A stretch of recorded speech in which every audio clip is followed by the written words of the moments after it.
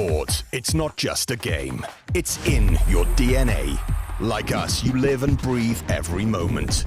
You dissect, navigate, and analyze. At SpreadX, we bring you a world of betting where flexibility and precision are at your fingertips. With real-time analysis across all devices, wherever you are. Enjoy sports betting that's data-driven. Next level action. SpreadX. It's in our DNA.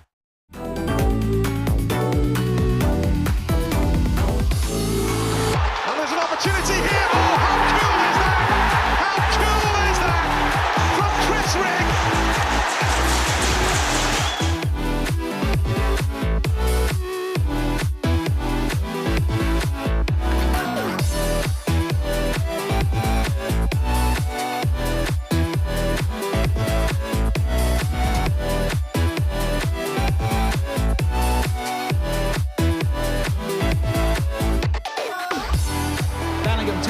Lights it up and drills it into the back of the net.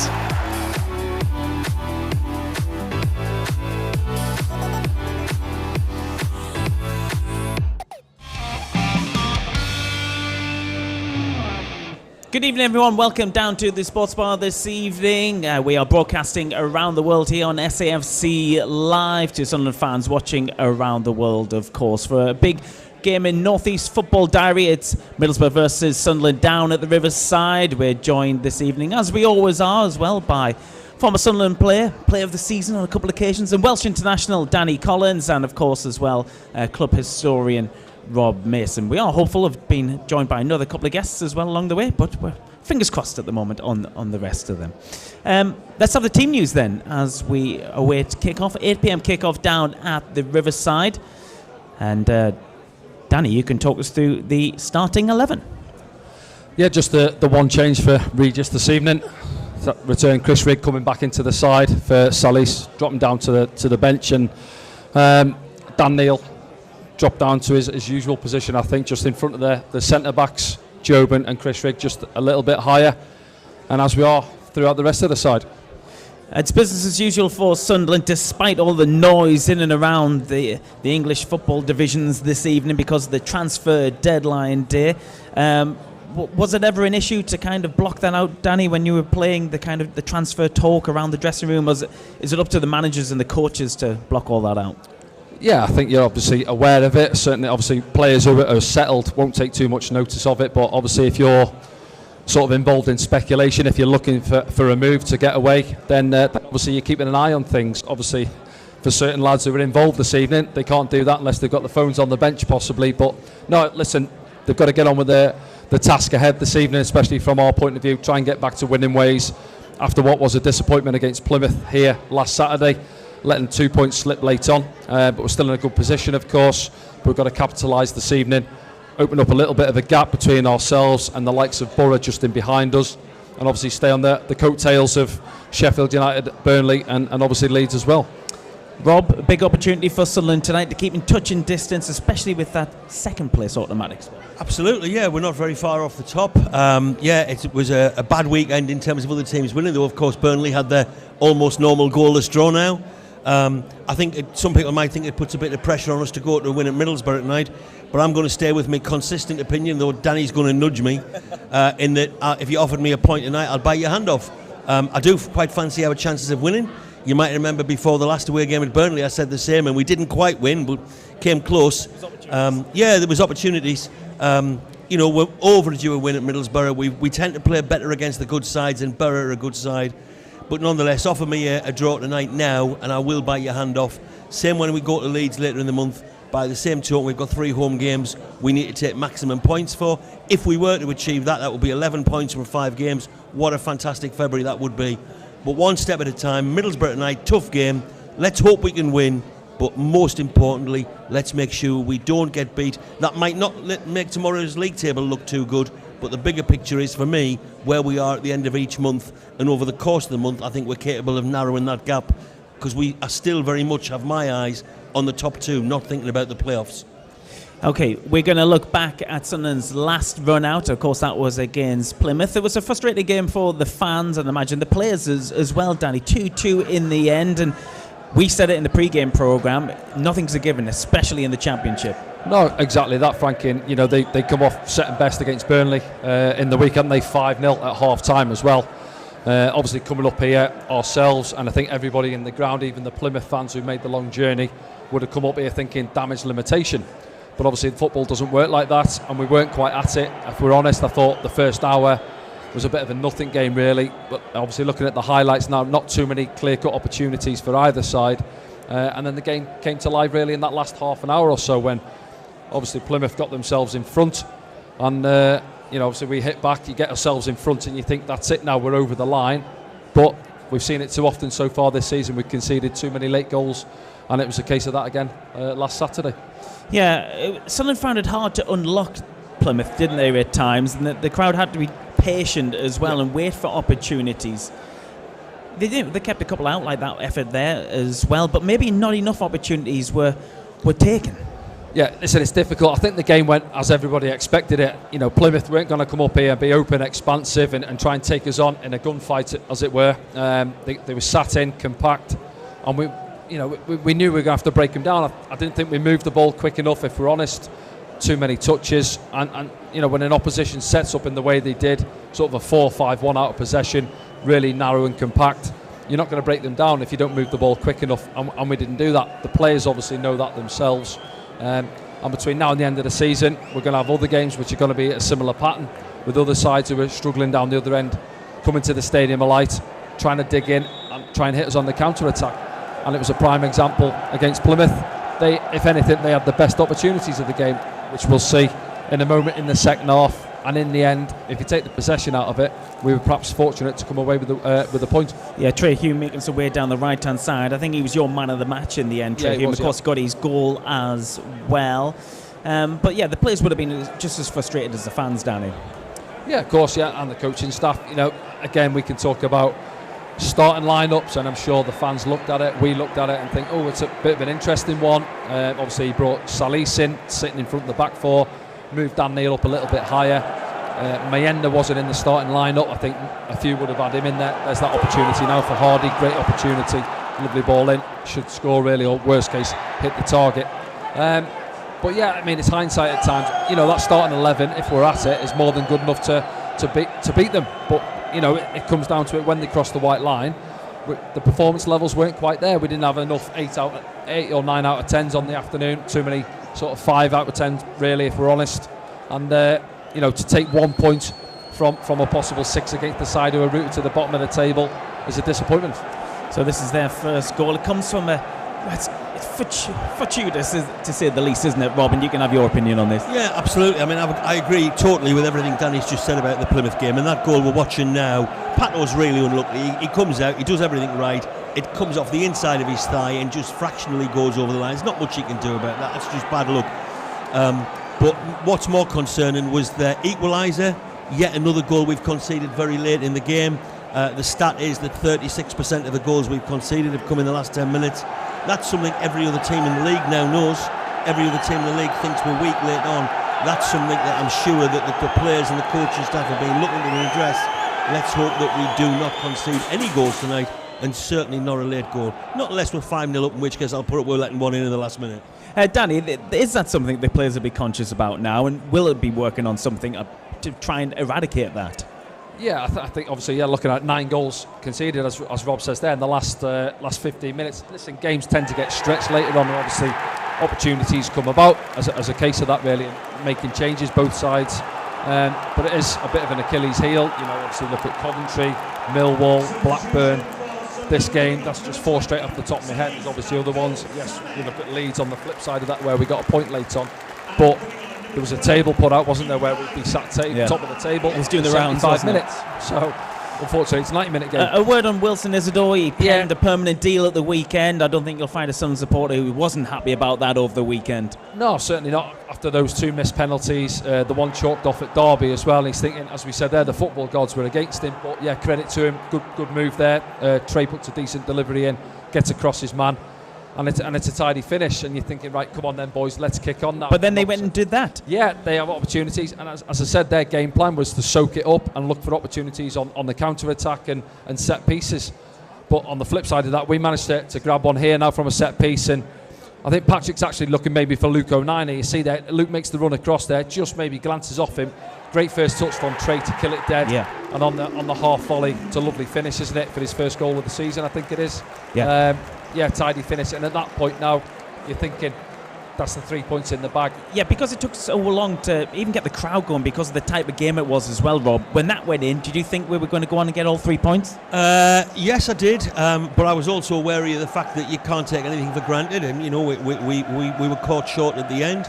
I think I remember saying to you before the game, in the Plymouth game, that I felt a lot of people turned up and it was just not a case of were Sunderland going to win. It was how many we were going to win by. And I remember saying football doesn't work like that. And you've got to be at it throughout. And I thought that we went through the motions to some extent in the game. I thought we lacked tempo.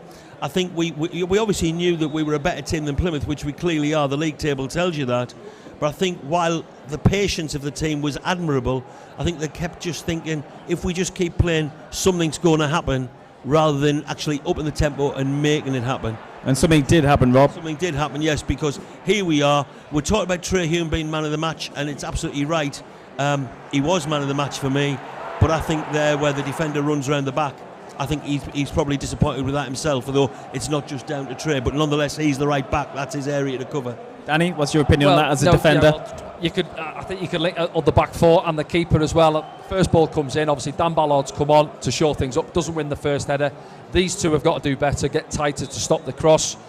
I think Trey is within his rights to go and win that. Then Chris Rigg gets dragged in as well, leaving Ogby free at the far post, drops down, and it's a decent finish. But snowball of events, isn't it? There's like, we don't win the first one, panics back in there. Luke's usually quite composed in those situations, puts it back into a danger area.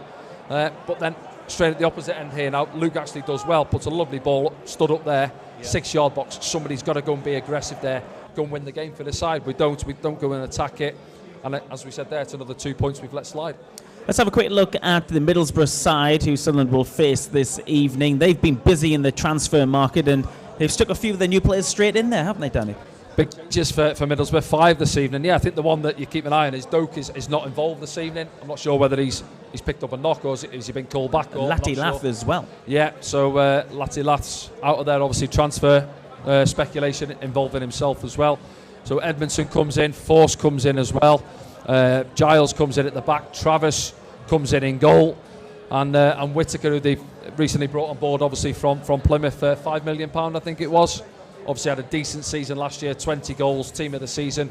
Wasn't quite at those levels this season, but obviously in the Plymouth side who are obviously really struggling.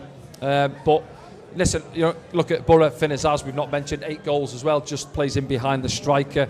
So they've got some good talent in there. They've been there or thereabouts the last few seasons. Middlesbrough, similar to ourselves a couple of years ago, come up short against Coventry in the playoffs. But I think, say, pressure's on Michael Carrick. I think the expectation levels are there from the fans due to the fact that because they didn't get playoffs last season, so they expected to get it this season. Do you think? Exactly, yeah, and to be right up there, certainly start of the season, their fans would have been expecting them to be worst case playoffs. They're right in there. They're in that sort of cluster of 6 or 7 teams between 44 and 40 odd points who are all sort of getting into those playoff places, and obviously we're just sat above that with a little bit of a comfort at this moment in time. What was it, 11 points or so? Yeah. Can we extend that this evening? But obviously our priority is not maybe as much concerned with the teams just below us.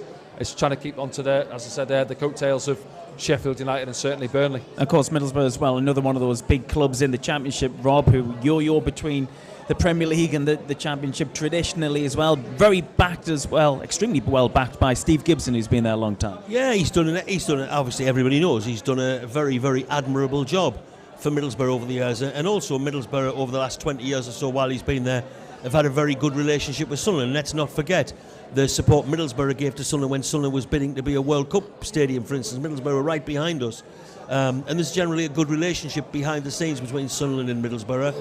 He's done a tremendous job. I'll be shocked if Middlesbrough don't qualify for the playoffs this season, and while I've just said, I've got my eyes on the top 2, were we to finish in the playoffs, it may well be that tonight's game is not the last time tease Weir derby of the season. We might well play them again. And coming back to what Danny just said there about Finnazaz, yeah, he's been an excellent player this season. I think he's second in the division for combined goals and assists. And obviously tonight he starts to link up again with Morgan Whittaker, who he had such a good partnership with at Plymouth. And Middlesbrough will be hoping those two can sort of hit that link up again straight away. And they'll certainly be a danger to Sunderland. But yes, the fact that Ben Doak's not playing and Latte looks like he's leaving means that two of Middlesbrough's most dangerous danger men are not involved tonight. But still a difficult side to play. The 155th meeting between these two sides, separated by the A19, of course, Rob, but a long history between the two sides as well. Yeah, well, I don't know where you've done your homework there. I think it's the 157th, but what's 2 games out of 150 odd between people? Sunderland have generally got a good record over the years at Middlesbrough, but not recently. I think, as everybody knows, in recent years we haven't done well. Last season, when Rooson scored a late equaliser at Middlesbrough, I think it was the only goal we've scored there in our last 5 visits. It's 20 years since we won a league game there, although we did win a cup game in 2012 in extra time with Stefan Sessegnon scoring. So, again, as I've said before many times with you, Frankie, I'm a big believer in the law of averages, and I think Sunderland are overdue a win at Middlesbrough. If we did win, it would be our first double over the Teessiders since 61-62, which has gone back an awful long way. So it would be brilliant if we can get the 3 points tonight. I think we're capable of getting the 3 points, but I do reiterate, offer me a point now away from home, one of the most difficult away games of the season, and I think in the bigger picture that'll be a very solid point. Danny, they come into this in indifferent form, don't they, Middlesbrough? They lost 2 of their last 6. Is it a good time to play Middlesbrough, all things considered? Possibly if you look at the form guide, I guess, but as you say, and Rob mentions it there, you know, they try and dominate the ball. We've seen that earlier in the season here from the kick-off. Edmonton put his foot on the ball almost to try and entice us. We didn't really take the bait, but that's what they want. They want to try and suck you in and to try and play through you and create those opportunities. But 2 of their key players missing this evening, so obviously they've got quality coming into the side as well. But yeah, just try and play our game as well. You have to respect the opposition. They're obviously tucked in there. I think they will make the playoffs as well, worst case Middlesbrough. But yeah, I think there'll be opportunities this evening. I think speaking to a lot of people already on my way in, a lot of thinking a draw, possibly a 1-1. I think it will be a close game this evening. But yeah, it'd be good to put that record right, as Rob said, 20 odd years since we've last won there. 20 years since the last league win, 2012 the last win in any competition. There we go. Okay, then we're going to go to our first advert break. Thanks, Rob, for jumping on early. We will be back very soon after these messages.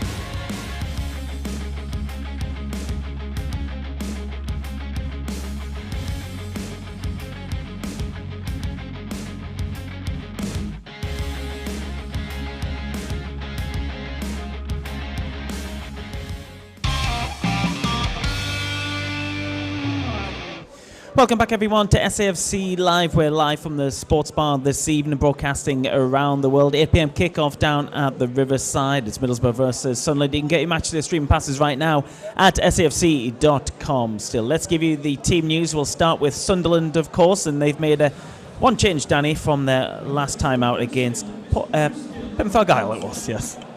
Plymouth. Yeah, one change, as you said there. Chris Rigg coming back into the starting lineup, and Abdul Samed dropping back down to the bench this evening. Back four in there, Cirkin 09, Mepham, Hume, Dan Neil dropping back into where we've seen him throughout the season, really, in front of the back four. And then Lefay out on the left, Patrick on the right, and Wilson sat on 9 goals, top end of the pitch. Do you think that's more naturally attacking that 11 than the one we saw against Plymouth Argyle? Yeah, obviously, if you're referring to Samed coming into the lineup, he is a natural defensive midfielder. I like Dan Neil in there. I know people think he offers a little bit more higher up, but he can control games from deeper in that position, really. Good range of passing on him, Dan, and he can pick a pass, as I said there. I'm looking at maybe Mienda. I think he always makes things happen in a game. I would have possibly been looking at him to start this evening. But then you're obviously looking at maybe a 2 up top, or taking Patrick out for him to play on that right hand side. Or does Régis think about the game at the weekend? We don't often see Patrick Roberts playing more than one game a week as well. Does that maybe suggest that he has sort of planned for the next game as well, particularly with Mienda in mind? Yeah, but maybe, listen, we had 9 days, isn't it? If you go back to it, we played last Saturday, so they've had an extended break with no midweek game as well. So yeah, there's no excuses. They've had a bit of time to work on the training ground. Obviously, if anyone's had a little knock, they've had time to see that through and to get ready for this evening as well. But certainly, I'm sure he's been weighing it up there. And as I said there, we had that little stint where we generally played a 4-4-2 with Mienda up there alongside Isidore, and they combined quite well. Go back to the goal against Portsmouth, was your prime example. But he'll be disappointed he's on the bench this evening, Mienda. But I'm sure we'll see him at some point in the game. And you know, if things aren't going to plan, maybe a half time or give it 10 minutes or so into the second half. Let's have a look at Middlesbrough then. 8 p.m. kickoff, remember, down at the Riverside this evening. Now, they've been really busy in the transfer window, players coming and going as well. Lots of speculation about some of their players who are still Middlesbrough players. I'm thinking about Latte Lath as well in that conversation. But he misses out because of the speculation, and they brought in a lot of their new players as well. Yeah, well, so Ryan Giles, obviously, he was there previously. He comes straight into the lineup. Edmondson has been there. Obviously, they got him on loan, didn't they, from Ipswich, and he's become a permanent signing as well. We mentioned Finn Azaz, 8 goals just in behind there. You know, looking at the bench as well. Tommy Conway, they brought in from Bristol City. He's got 8 goals as well. So options off the bench as well. New signing there, Ilin Jr., who's come in from Aston Villa, straight into it on the bench as well this evening. There's talk of Iheanacho joining, quality at this level, obviously former Leicester player, so they are being busy. I think they're obviously seeing it as perhaps fancying getting into the playoffs, worst case, and still pushing and maybe looking. It's going to be a task for them, but to try and get amongst it with ourselves and Sheffield United and Burnley as well. But no, you've got to take each game as it comes. You know, but after tonight, we're 2/3 of the way through the season. We're in a good position, and we've got to get on a little bit of a run now. And as I say, keep pressure on Burnley. They obviously slipped up at the weekend down at Portsmouth. They play tomorrow night as well. Leeds, I'm looking at Leeds, and I fancy them to certainly, maybe if they don't win it, to take one of the 2 places. So as things stand, you look at it, and I think it's 1 from 3 to join them. Yeah, there's also been talk this week as well of Hayden Hackney moving on. He's one of those youth players. And Middlesbrough, although they are active in the transfer market, they do believe in the youth system as well that they have there. And there's a few of those players in the squad tonight. And they've had to make do as well in the last couple of squads with a lot of players from the youth departments as well. Hayden Hackney, a lot of people admire him, don't they, in the game? Yeah, quality player. Sort of sits in front. They're 4-2-3-1 generally, but he's got himself 4 goals so far this season, suggesting obviously he gets forward when he gets the opportunity as well. Morris in there alongside him. Got Dan Barlasser on the bench as well. Good quality on him. You know, set pieces. Good. Remember him from his Rotherham days, don't you? Yeah, there's chat that he might be looking to get away as well.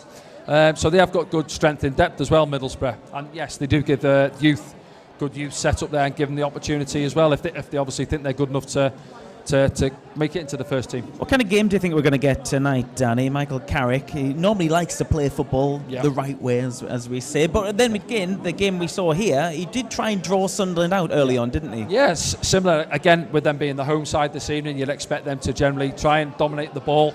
And I'm sure Regis and the coaching staff have looked at that as well. And maybe we have to play a bit of a counter-attacking game this evening. I think that suits us just as much, really. Because of the pace of the likes of Wilson, exactly, Isidore. You've got Enzo Patrick Lefebvre now as well. Brings a different dynamic, doesn't he?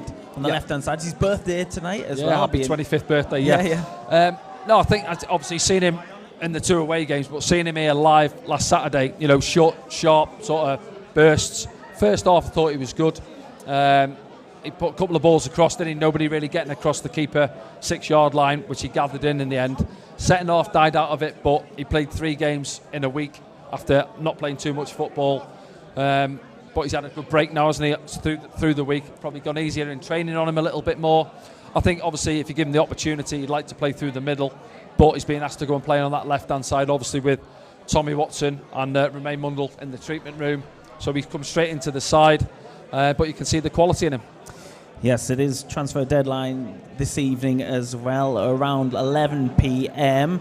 We can only talk about facts, Danny Collins, and we saw Wilson sign a deal at the weekend. Are you expecting Sunderland to do any business before 11 p.m? Well, it's a busy night for Christian and co, isn't it? Yeah, so one eye on the game and obviously one ear on the telephone, I'd imagine, as well. But no, you're hoping, obviously, they've done the business. Obviously, a lot of sort of cat and mouse going on towards the end of the window, as we'll see throughout the remainder of the evening. But obviously our focus obviously falls on the game this evening and picking up, certainly worst case, a point for Rob. And that'll be everyone in the football department really as well, especially around that squad. Only one job tonight, and that's get all 3 points. I'm sure 1, maybe 2 will come in, maybe others looking to move on as well if they're not getting game time or go and get some experience elsewhere.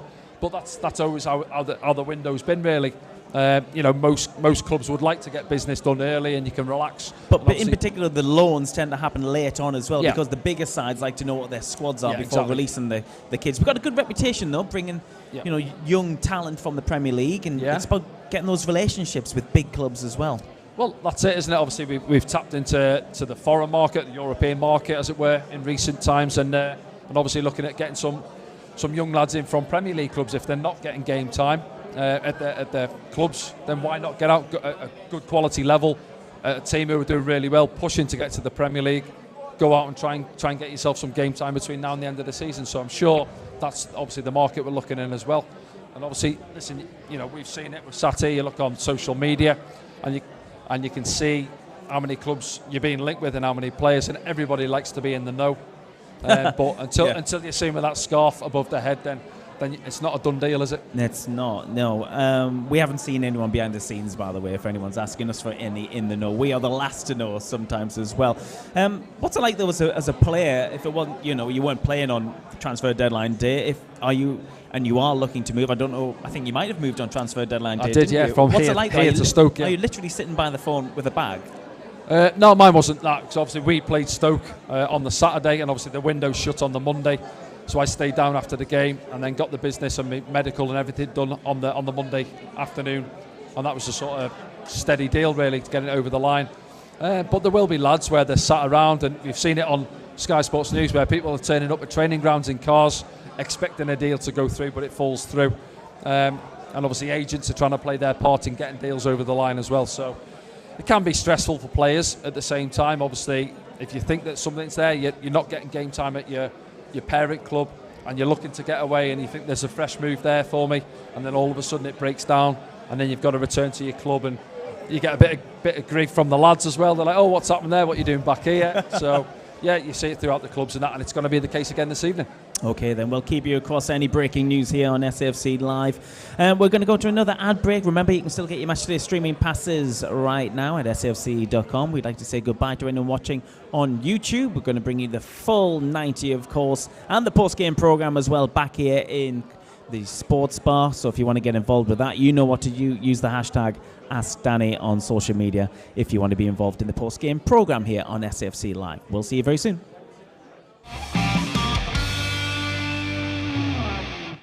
Sport, it's not just a game. It's in your DNA.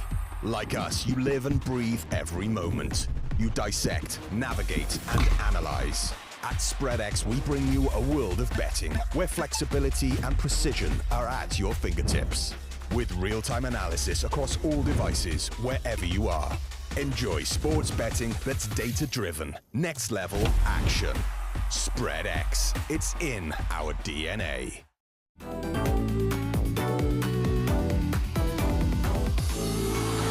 there's an opportunity here. Oh, how cool is that? How cool is that? From Chris Rigg.